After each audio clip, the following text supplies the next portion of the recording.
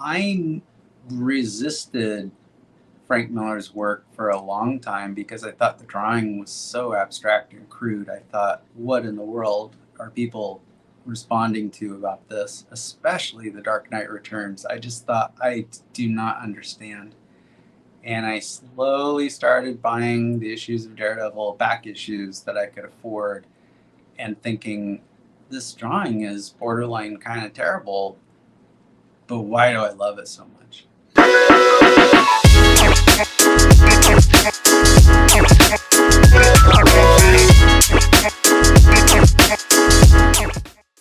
Around 2013, I decided that I'd kind of hit a wall. I started doing commercial work. I was a little lost.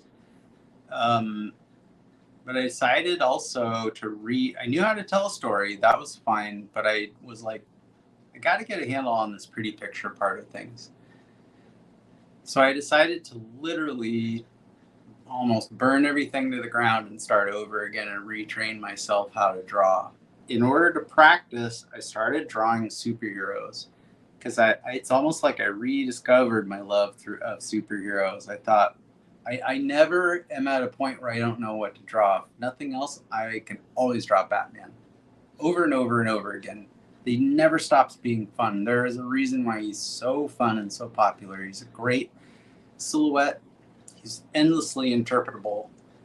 And there's just a million different versions of him you can do. But I started doing that thinking, well, I'm just going to draw classic superheroes and classic poses for fun while I was doing commercial work, but also working for a guy named Andrew Kafuri who does Battle Quest Comics, I believe it's called now. He was just getting off the ground, and so I was doing comics with him, but he let me go from being a penciler to working with Copic markers. And that was when you could say I took the lines out of my art and started working in shape. And so you can see here, this was a drawing of Daredevil that I did. And people have been very nice and told me they don't think it's that bad, but I could have settled for this, I think, but I knew it wasn't really working. And eventually, I don't know. If anything, I can present it because Todd was, wise enough to make sure that he shared some of these images with me beforehand. So right here on the screen. The screen, or I can. So that was me, that was me like a year later. Got it. Okay. And then I got kind of brave and decided that here's a close-up of the difference. Got it. Yes. And I don't know how to explain it other than I decided to just try a little harder. And then I started working in color. And this is all still by hand. None of this is digital. I knew I had to go digital eventually. And the reason was I'm a member of Helioscope Studios, as we talked about. But I would go down there and hang out. And I was watching everyone else there do their blue lines on the computer, and then they would print it out and ink over it. I was starting to see people work with SketchUp. If you're familiar with SketchUp at all. I haven't used it, but I've heard other artists mention it before. You have like a vague idea maybe of what it is. It's yes. Basically like 3D models. And I thought to myself, well, if I can figure that out, I'll never have to draw a car again. I actually really enjoy drawing vehicles and cars and all kinds of stuff, but it's really time consuming. And if you can trace, then it's a speed thing. But when I went digital, for me, it was, I wanted to make sure you couldn't tell the difference between the digital or when I was using reference and when I wasn't, because it was still the same style of drawing. I learned how to, for lack of a better way to put it, I learned how to draw like a photograph.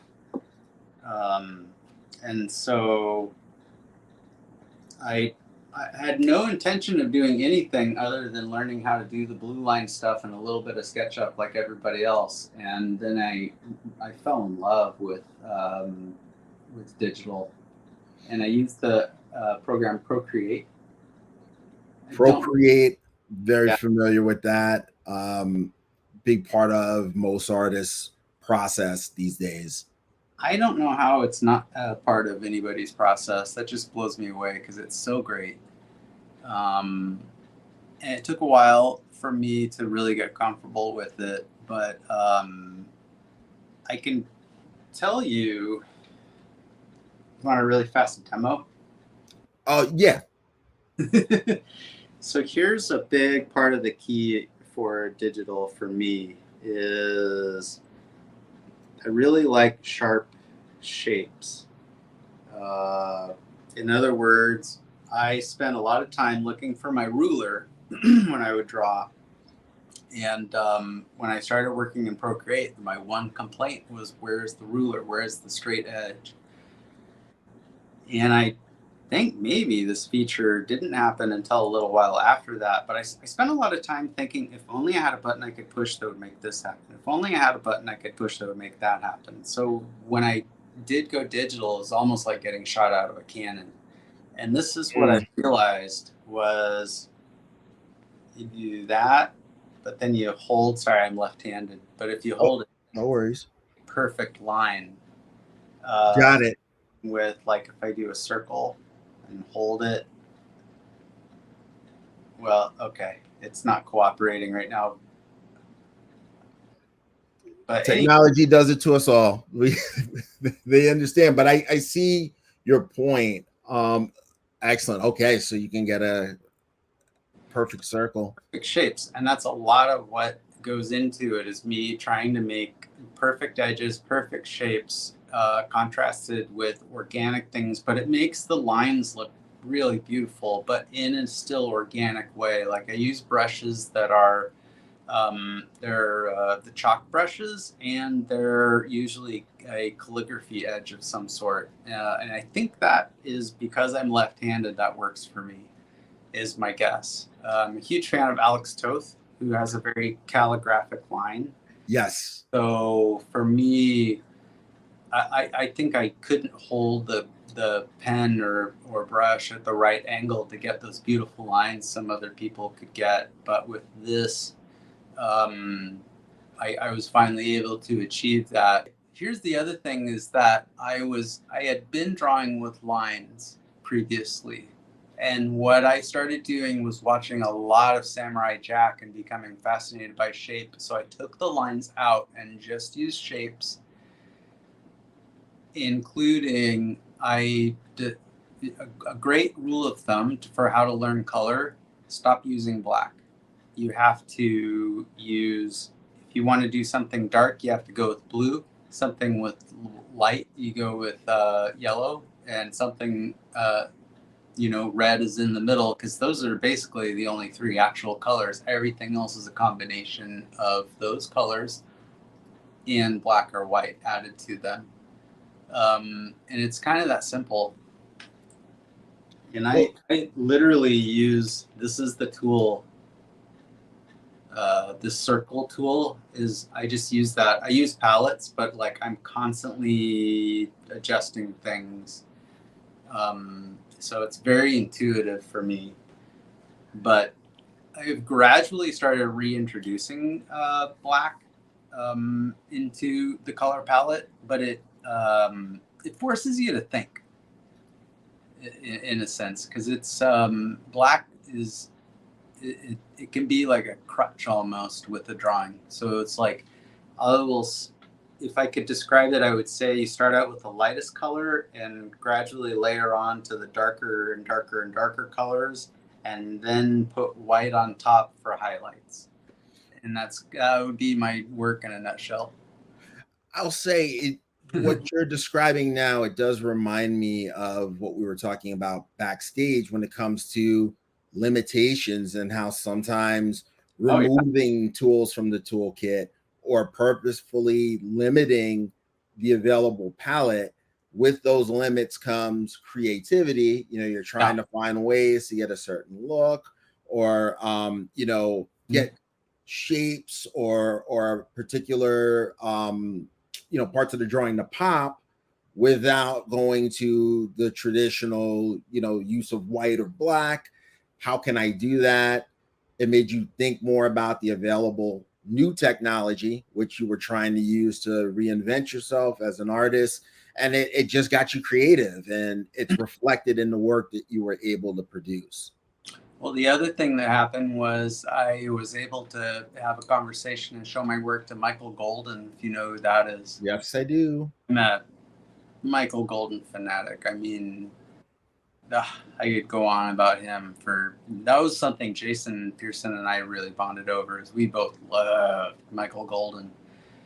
But I showed him my work, and to my surprise, he said he loved it. But it was interesting because in our conversation, I said, so, because I was like, how does this guy's skill level is so off the charts. It seems supernatural. And I said, so do you keep a sketchbook? And for a second, he almost got angry, and he was like, hell no. And I was like, oh, okay. Did I? And then he kind of caught himself, and he was like, look, I hate drawing. It's a job. It's something that, and I think he was exaggerating a little bit. I'm sure he loves drawing, but like, he was like, this is what I do. He said, I only draw when I have to, but I think about drawing all the time. The point being, he said this to me. He said, I think through my drawing so thoroughly that by the time I start the drawing, it all just comes spilling out, and that's why it looks like magic. And for me, I realized immediately that I wasn't thinking through my drawings, and that was a major revelation to me. Was I was almost like the drawing was ahead of me, and I was like being drugged behind it, and instead I had to think it through really carefully. So I would do like layouts or sketches, and then I would put them under the television, and I would watch TV. My eye would start being drawn to places that weren't working for me in the drawing, until it became this urge where I had to run over and be like, I've got to fix that arm or whatever. Those things aren't symmetrical, which of course blends into when I went digital, things like symmetry became really easy to do. You have a symmetry button that you can work with. I'll give you a good example is this drawing of Rogue that I did right here. That is drawn with the symmetry tool. And so you can watch me draw it. And that's just me drawing and both sides.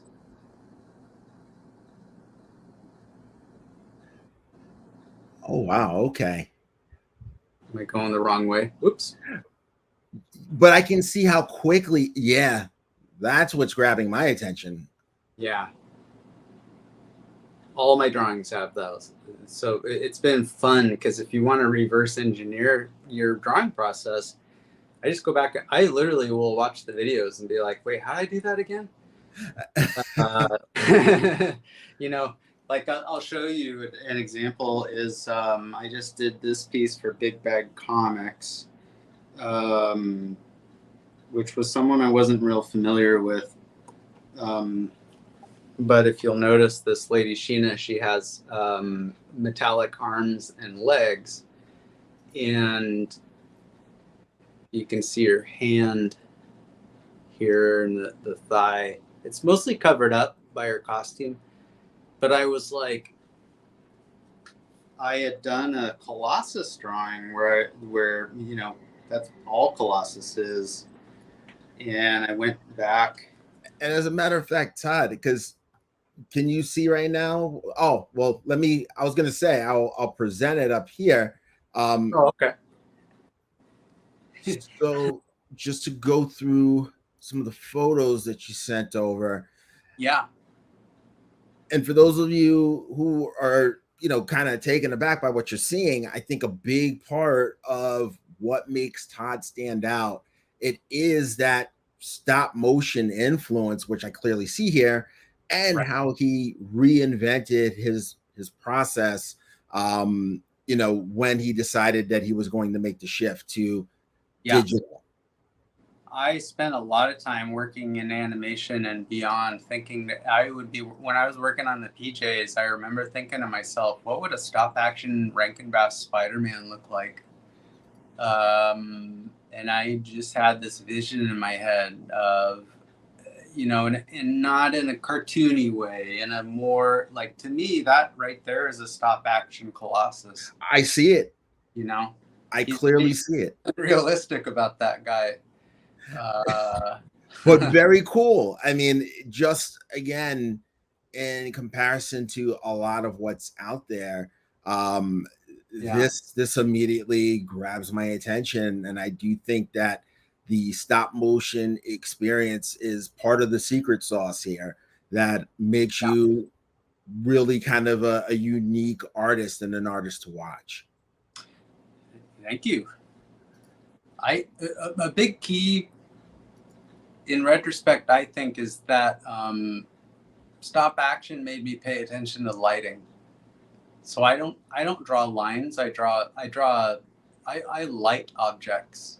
I look at a lot of Alex Ross. I'm a giant Alex Ross fan. I would never want to draw like he does. I'm so glad he's doing it, because I just can't imagine. But one thing that takes me a little out of his work is that it looks like people posing. It's kind of obvious, like he's taking photos of his friends. Got it.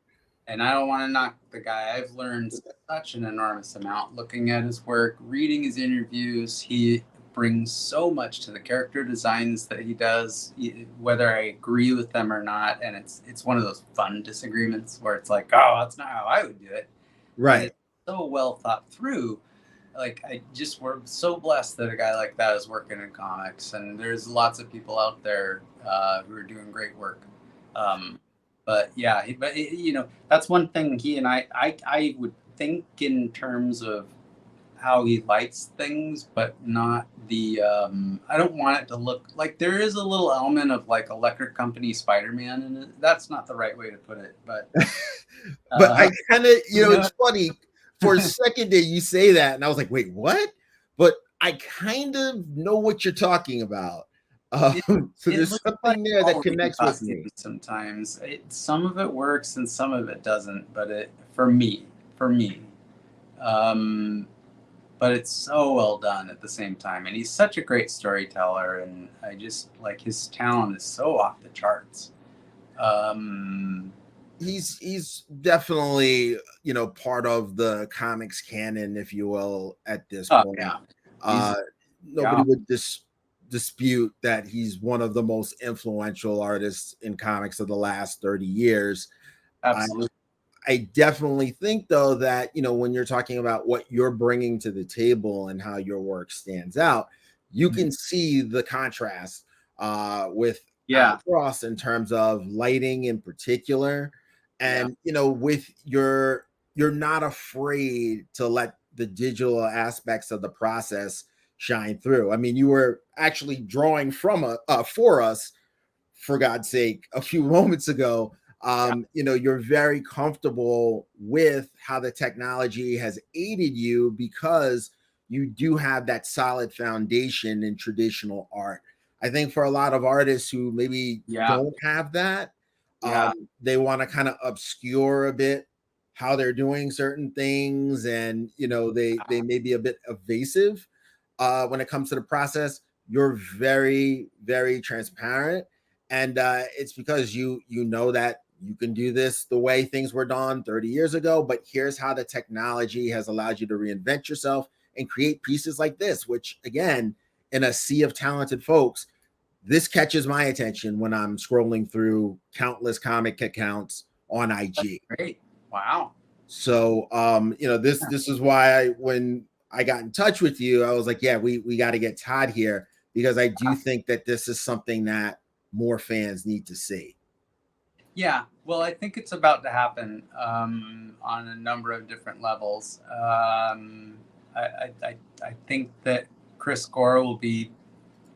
I'm not exactly sure what the plan is, but we're wrapping up our show, and I think he's so far like you've just watched me draw on my lap, and I don't actually talk, but I think we're gonna do a face reveal and maybe a little interview, see the person behind the curtain. Plus, I've got yeah, I had to sign a couple NDAs recently. Let's not get you into trouble. Don't Yeah. don't say or do anything that's going to like, cause that. Talk about that yet. But yeah, yeah, I'm excited about the future.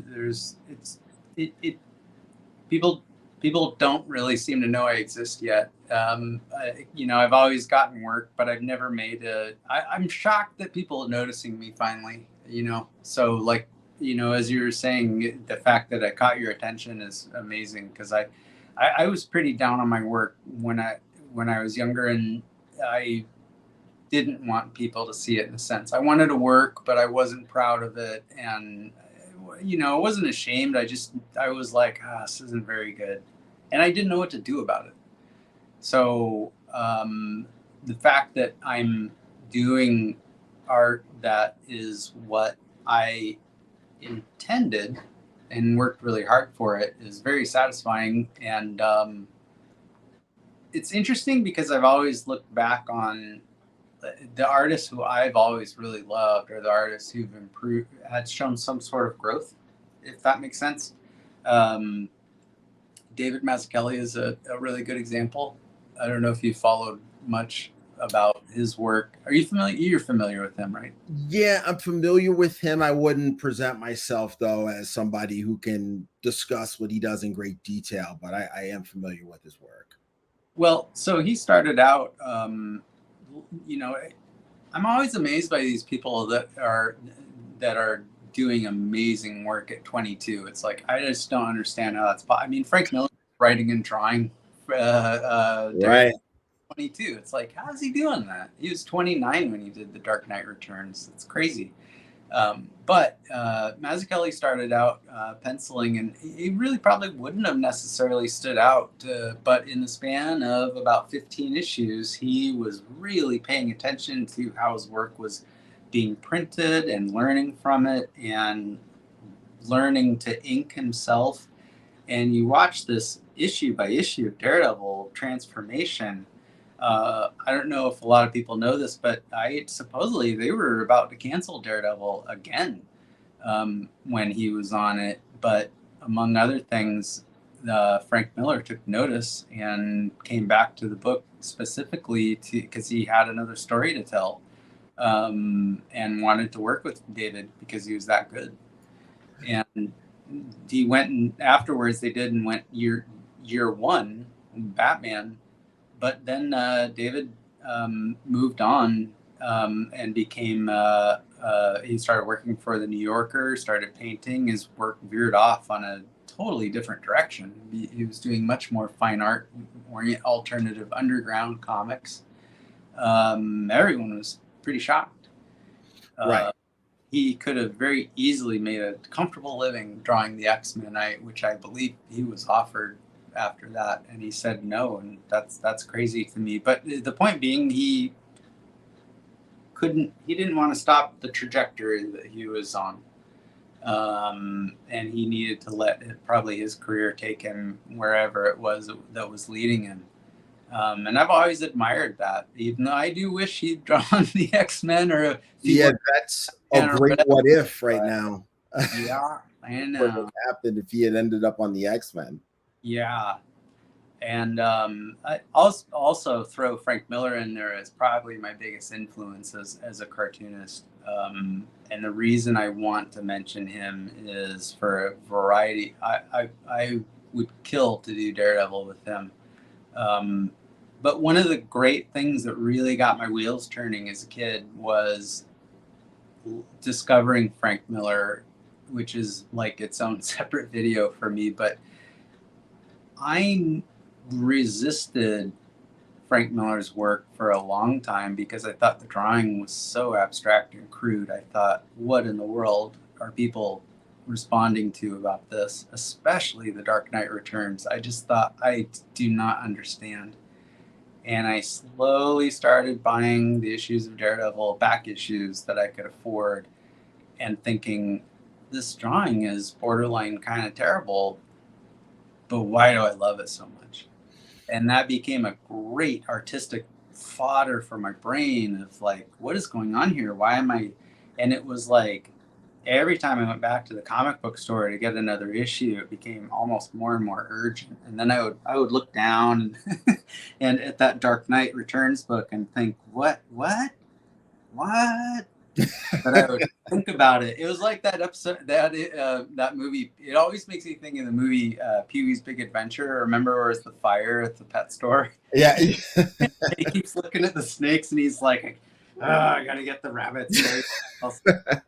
Is he gonna do it? And then he just comes running out with the snakes and he's like, ah! He finally does the right thing and collapses. Yeah. I finally knew I had to do it and got it and couldn't put it down. And yeah, I love me some Frank Miller. Fascinated by when it's all working, fascinated when it's kind of not necessarily working, you know. Yeah. Definitely one of the most intriguing art figures in comics of the last 40 years. Absolutely. I mean, with Frank Miller, unquestionable impact on major beloved characters, art that has been homaged to death and just sticks with people. Literally. But at the same time, there's art where you're kind of like, like you were just saying, you know, what's going on here? Sometimes in a good way, you know, like you can't turn away. Other times it's like, is this the same guy? So it is, whenever you talk about Frank Miller, I find it being a thing where you want to focus sometimes on particular runs or time periods. And even then, there's a mix of, you know, very high highs and stuff that is head scratching. Yeah. It's just Frank.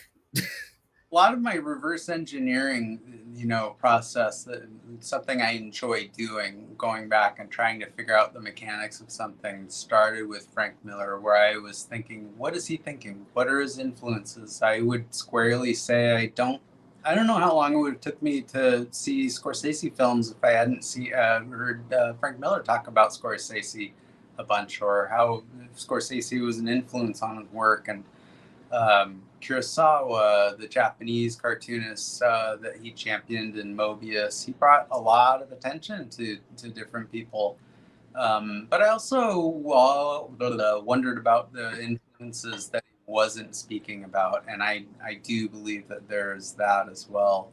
I think he's coy about some of his influences, but the thought process going on there is what fascinates me. He's always thinking about things. Somebody tried to tell me that his work's appealing because it's the storytelling, and I was like, there's lots of really great storytellers out there, but man, when Frank's on fire, he's really on fire. There's something special going on there. And again, like Daredevil is hands down my favorite superhero of all time.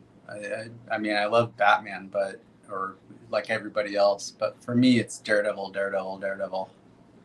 And you are not alone with that. I mean, obviously, huge Daredevil fan base. And when you're talking about the character that we have and know and love today, you know, Frank Miller, no one, I would argue, has had a bigger influence on that character than Frank Miller. Oh, of course. Well, and also the idea of taking a character apart and reassembling them is so interesting to me, because it's not I'll tell you something that I feel I see a lot of now is people take something, say a superhero that doesn't belong to them, and they put how do I say it? They reinvent them, but it's not really a reinvention. It's like they're not what Frank would do is sort of strip a character down to its core elements and get rid of the things that weren't working in a very organic way in order to get to the true heart of the character. You know, for instance, strip away the silly stuff to get what is this character really about, and then whatever it takes to bring that out in the character is what someone should do. So for me, I kept thinking to myself, what if I was Frank Miller, but I was doing the Atom, or the Flash, or taking whatever. It was that sort of smart taking over character and stripping away the things that didn't work, bringing out the things that did, and really making a character simple and deep instead of complex and superficial. If I could sum it up. And I also think it's important as a creator knowing that you may not be necessarily offered a run on Batman as somebody who's looking right. maybe for higher profile projects, but the Atom, I like where you're going there. You know, like if you were given a shot to work with an established character who is not on most fans' A or B list, what could you do to simplify that character's presentation and have people maybe rethink what makes that character tick and how worthy they are of their time and their money? Because again, when Frank Miller worked on Daredevil, it wasn't Daredevil the way we think of him. You know, it was somebody who was thought of as, you know. I love that story. I love the story of how he got on that book. Sorry to interrupt you. No, absolutely. But you know, you have to say to yourself, there may be an essence to some of these, you know, quote unquote C and D listers that other creatives may have overlooked, but you may crack that case. You may solve that puzzle, but it's being willing to, again, deconstruct what's there and try to find that essence and figure out how I can communicate that to a larger audience. I would 100% agree with that, other than the fact that it is, and I'm not an expert on this yet, but it has never been a better time to be completely independent as a cartoonist and come up with your own ideas. The one problem about doing comics for DC or Marvel or whoever is that you're not going to own them. The characters. Yes. Even with the smaller companies, I think Image and maybe a handful of others are still the holdouts for creator-owned books. And I am not an expert. That's something I'm learning about myself. Because Dave Stewart and I are. Did I tell you this? We're working on a book together. But we have possible Kickstarter project soon. Well, I think since it's Dave, I think that we could probably the assumption is we could probably take it to a publisher pretty easily, as long as it doesn't suck, which is on me at that point. But I know you guys would work out the fine details and you would have something that people would be excited about. Well, you want to see? Exclusive, sure. He wanted to do a Universal Monsters as the Justice League book, which I believe Universal Monsters, you know what that means, right? Absolutely. We're talking about the creature from the Black Lagoon, the Mummy. And it's all in the public domain as far as I know, technically, although the Universal Monsters, well, anyways. Then James Gunn announced his DC slate for the new movies, and they talked about Creature Commandos. Yeah. Right. I was like, I think that what we're coming up with is going to be too close to that. So I came back with him. I don't even know how I came up with this. That was Universal Monsters meets Planet of the Apes, where they get tricked into going into space.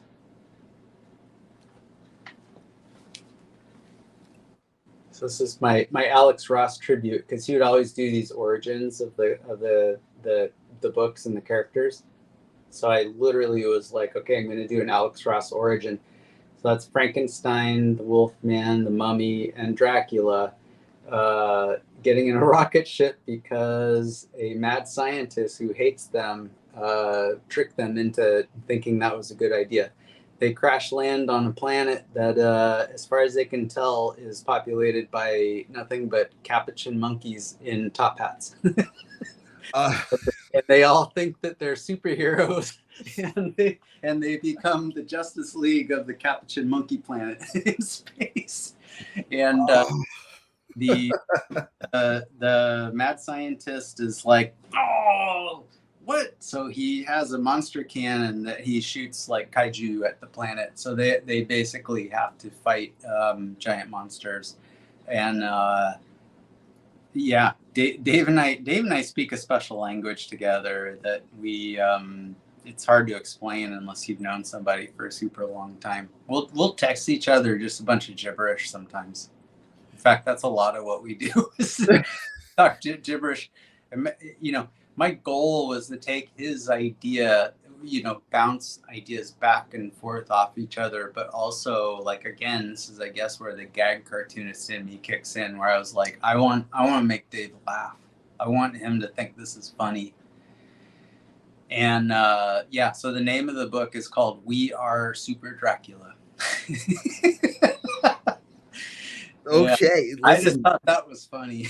people are not going to forget about that concept anytime soon. So I'm sure some fans are going to hold you to this. So when you and Dave have more of the details worked out, you two definitely have to come back.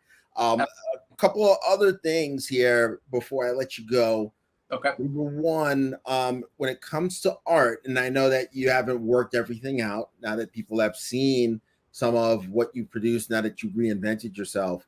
Yeah. How would people go about either purchasing some of this art or commissioning you? What's the best way to track down some Todd Blackwood exclusive original art? Well, if you're talking about digital, as opposed to, although I'm not opposed to doing, we'll talk about that Daredevil piece.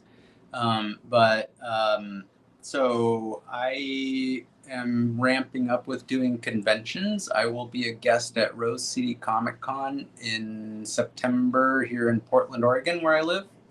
That is, I think, September 20th, something like that. I have a big table. Dave Stewart and I may even be there with the first copies of Super Dracula.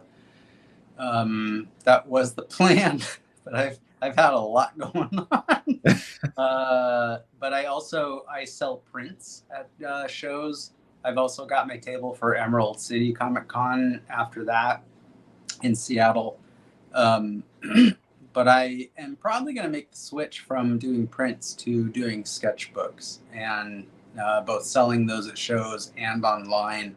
I made friends with Jim of Food recently, and we were kind of back to back in Seattle last few months ago at Emerald City, and I was really watching him, and I just like the guy. But I also, of course, really admire him as an artist because he's so different. He's so than me. He's so loose, but also just the model of like how he sets himself up. It's very efficient. It's clear he's been doing it for a really long time, and he's got that tight, loose thing going where it's a well-oiled machine at this point for him. I think in many ways he's sort of the artist I would love to emulate from a professional point of view. And beyond that, I know, so I'm probably going to be doing a Kickstarter for the sketch, for all the drawings I've done for, Film Threats Critics Court. And it's possible I might be partnering up on it with someone, but I'm not sure. I might just be able to do it all on my own. Have you ever done any crowdfunding? I have worked with some people who have done crowdfunding. I haven't been the primary person responsible for the process. Yeah. But I know a thing or two about a thing or two. Yeah, interesting. I can't, hopefully saying I think I can do it all myself isn't famous last words. I was looking at it and I was like, it can't be that hard. I mean, it is. It's real hard work. I made friends with Jesse Blaze Snider, who's he's written Deadpool and a bunch of comics, and he's incidentally the son of the D Snider from Twisted Sister. Really? Get out of here. That is, yeah. He's done a bunch of entertainment work. I think he and Chris Core go way back because Chris Core used to be one of the hosts on Attack of the Show. If you ever watched that, On G4 TV, yes. Oh, okay, yeah, that's Chris Core. Yeah, I'm familiar with D. Snider. Also had a horror film back in the 90s. Can't remember the name of it. Yes, I don't remember it either, but that's right. You are. I forgot all about that. So some very cool people though that you're collaborating with, and as soon as you have, I think, maybe figured out how you're going to approach crowdfunding, let me know, because obviously I would love to have you and any one of those guys back, and we can make sure the audience knows what you're putting together. We could probably do an entire episode just about the stuff I've been doing for Critics Court, because I was just looking at the folder as I was getting things together, and I've done 400 drawings of varying quality because I'm doing them live for the show, but it's been really fun. And the people I've gotten to meet, I made the Critical Drinker laugh live on air. So I've got that going for me. Absolutely. You have that going for you. And speaking of other possible occasions where you would come back, Jason Pearson, we talked a bit about it backstage. You did also bring him up during the course of this interview. I know you have a lot that you would like to share about your experiences with him, and I'm sure that fans would like to hear more about him, especially just given how his untimely passing really shook up a lot of artists. I mean, so many people posted and had comments about who he was and how his art was influential in a lot of ways that maybe fans don't see or isn't obvious to them. So I think it would be great to hear from someone who was a friend of his and is also a working artist about his influence on your process. Yeah, he's a pioneer and also a bit of a cautionary tale of, there are things we can learn on different levels. But he was really close with me and my grandma. We used to go see movies, and I have stories about Jay, and he was a hyper intelligent person. But yeah, we should save that for another episode, because that's something I could really go down the rabbit hole with. But I do love talking about him.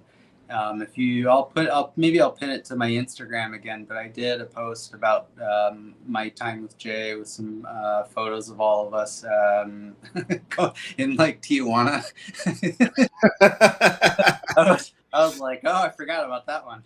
It sounds like a cautionary tale, but it could also be the time of your life when you're talking about Tijuana. Oh, yeah. That's one way to put it. Listen, Todd, it has been awesome. Obviously, you're not going to be a stranger, so we'll talk and we'll figure out when it makes sense for you to come back. For everybody out there watching, hopefully you got a lot out of this. So much that this man had to say about his time spent in Hollywood. Bet you didn't know he worked on the PJs, right? Adapting the Warriors for Dynamite Comics, and he has a plethora of really interesting projects in the works. So Todd Blackwood, an artist to definitely watch, and an artist that we're going to have back on the Fandom Collectibles YouTube channel. So make sure you hit that like button. Make sure you subscribe. Sketch God out for now. I'll see you next time. Awesome.